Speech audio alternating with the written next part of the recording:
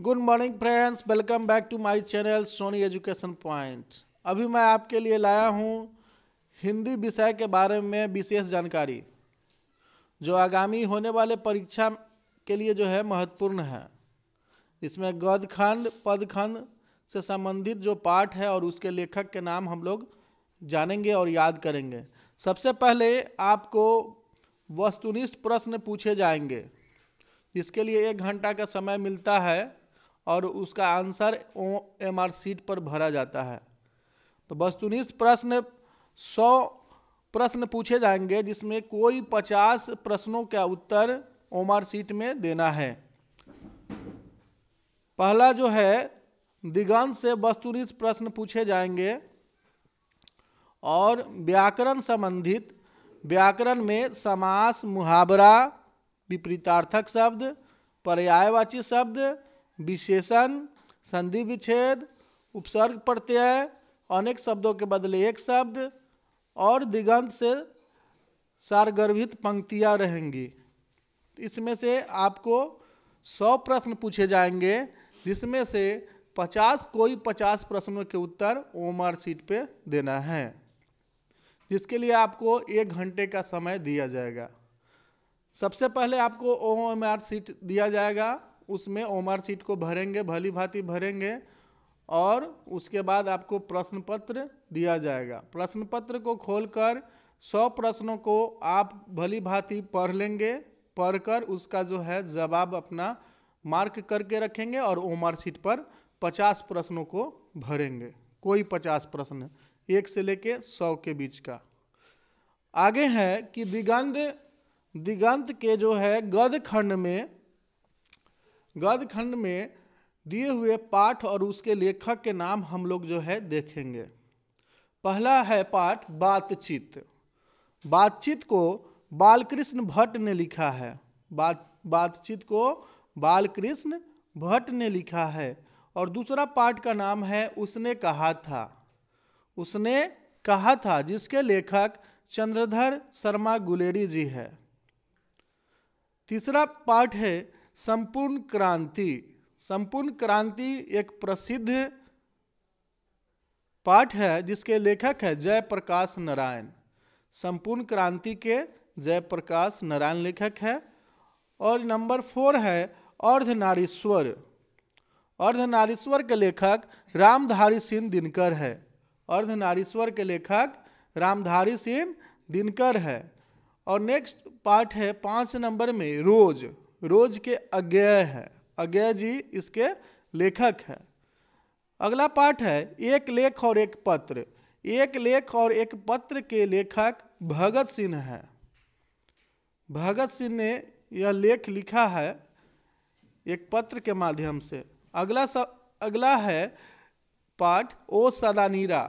ओ सदानीरा के लेखक जगदीश चंद्र माथुर है। ओ सदानीरा के लेखक जगदीश चंद्र माथुर है।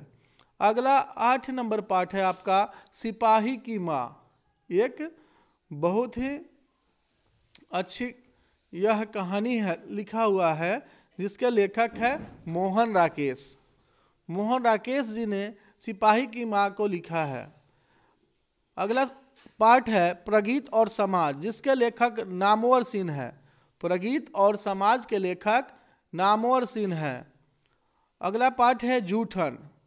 जूठन ओम प्रकाश वाल्मीकि की आत्मकथा है, जिसमें उन्होंने अपने बारे में बताया है कि जूठन उतनी मेहनत मजदूरी का पैसे के रूप में उनको सिर्फ जूठन मिलता है। तो जूठन एक आत्मकथा, सुप्रसिद्ध आत्मकथा है ओम प्रकाश वाल्मीकि का। अगला है हंसते हुए मेरा अकेलापन। हंसते हुए मेरा अकेलापन के जो है लेखक मलयज जी है। मलयज जी हंसते हुए मेरा अकेलापन। अगला पाठ है तिरिक्ष। तिरिक्ष जो है उदय प्रकाश की सुप्रसिद्ध रचना है।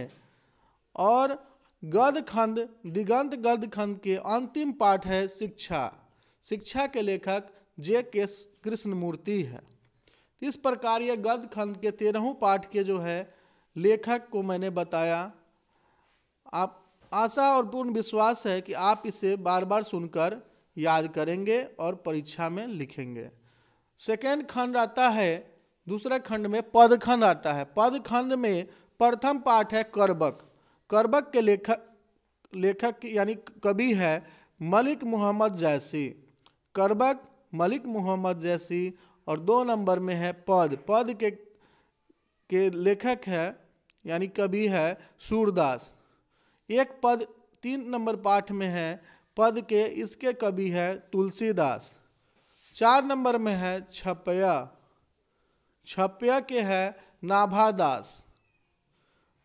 5 नंबर में है कबित। कबित के कवि है भूषण। 6 नंबर में है तुमुल कोलाहल कलह में। तुमुल कोलाहल कलह में, जिसके कवि है जयशंकर प्रसाद।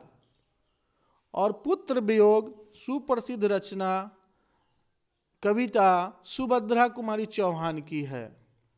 सुभद्रा कुमारी चौहान, पुत्र वियोग। अगला है उषा। उषा शमशेद बहादुर सिंह की यह सुप्रसिद्ध रचना है। अगला है जन जन का चेहरा एक, जिसके कवि मुक्ति बोध है। और अगला पाठ है अधिनायक। पद खंड के अधिनायक जो है रघुवीर सहाय की सुप्रसिद्ध रचना है, जिसके लेखक रघुवीर सहाय है। रघुवीर सहाय अधिनायक। प्यारे नन्हे बेटे को, यह अगला पाठ है। इसमें प्यारे नन्हे बेटे को कविता के कवि है विनोद कुमार शुक्ल। प्यारे नन्हे बेटे को, विनोद कुमार शुक्ल। और हार जीत, यह प्रसिद्ध कविता अशोक वाजपेयी की है। हार जीत के कवि है अशोक वाजपेयी। और अंतिम 13 नंबर पाठ है गांव का घर। गांव की घर कविता के कवि है ज्ञानेंद्र पति। गांव का घर। इस प्रकार गद्यखंड और पदखंड के 13 पाठों के सभी लेखक और कवियों के नाम को मैंने बताया। नेक्स्ट है आपके 100 नंबर के प्रश्नों में आगे पूछे जाएंगे व्याख्या।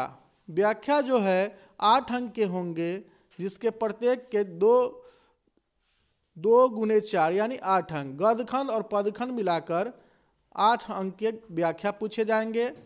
और हिंदी साहित्य का इतिहास से संबंधित प्रश्न रहेंगे। पत्र लेखन आपको पूछे जाएंगे। पिता के पास पत्र, भाई के पास पत्र या अन्य किसी प्रतिनिधि के पास पत्र पूछे जाएंगे, जिसके 5 अंक आपको मिलेंगे। और अगला महत्वपूर्ण निबंध जो है, महत्वपूर्ण निबंध आपसे 8 अंक के पूछे जाएंगे, जिन्हें 200 से 250 शब्दों में आपको उत्तर देने होंगे। और अंत में संक्षेपण 4 अंक के होंगे, जो आपको गद्य या पद से संबंधित प्रश्न होंगे, जिसे आप संक्षेपण करके 4 अंक प्राप्त करेंगे। इस प्रकार दिगंत पुस्तक से, हिंदी पाठ्य पुस्तक से गद्यखंड, पदखंड और वस्तुनिष्ठ प्रश्नों के साथ साथ विषयनिष्ठ लघु उत्तरीय प्रश्न 10 अंक के पूछे जाएंगे, जिसमें गद्यखंड और पदखंड मिले होंगे। इसमें 5 गुने 2 यानी प्रत्येक प्रश्नों के 2 अंक मिलेंगे और 5 प्रश्न पूछे जाएंगे, जिसके 10 अंक आपको मिलेंगे। और आगे है विषयनिष्ठ प्रश्न दीर्घ उत्तरीय, जो विषय पर आधारित होंगे। दीर्घ उत्तरीय प्रश्न इसमें गद्यखंड और पदखंड से पूछे जाएंगे, जिसके आपको 3 गुने 5 अर्थात 15 अंक के जो है प्रश्न होंगे। इसमें आपको 5 प्रश्न के उत्तर देने होंगे। इस प्रकार दिगंत गद्यखंड और पदखंड के साथ साथ मैंने वस्तुनिष्ठ प्रश्नों को, लघु उत्तरीय प्रश्नों को, दीर्घ उत्तरीय प्रश्नों को और व्याकरण संबंधित प्रश्नों के बारे में बताया। मुझे आशा और पूर्ण विश्वास है कि आप इनकी जानकारी को प्राप्त करके अच्छी से अच्छी तैयारी करके 1 फरवरी को जो होने वाले आगामी परीक्षा है, उसमें अच्छे ढंग से जो है तैयारी किए होंगे। जो तैयारी छूट गई है, उसको तैयारी करके आप अच्छे अंक प्राप्त करेंगे। धन्यवाद।